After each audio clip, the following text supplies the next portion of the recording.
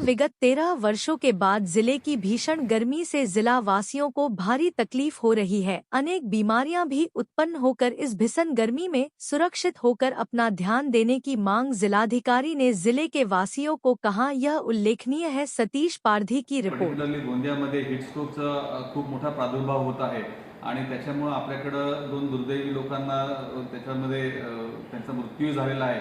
तर या संदर्भात आम्ही ॲडवायझरी यापूर्वी जारी केलेली आहे, परंतु माझं सर्व गोंदियावासियांना हेच आव्हान राहील की हीट स्ट्रोकच्या अनुषंगानं ज्या काही काळज्या घेणं गरजेचं आहे त्या घेतल्या पाहिजेत।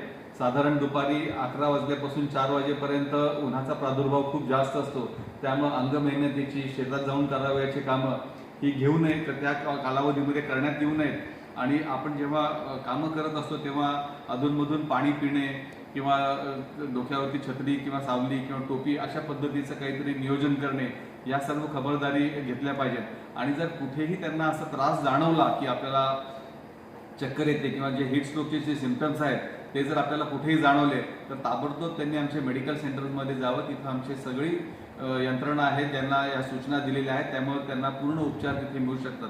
परंतु तिथं वेळेत जाणं गरजेचं आहे, त्यामुळे हीट स्ट्रोक होऊ नये यासाठी सर्व गोंदियावासींनी काळजी घेणं गरजेचं आहे।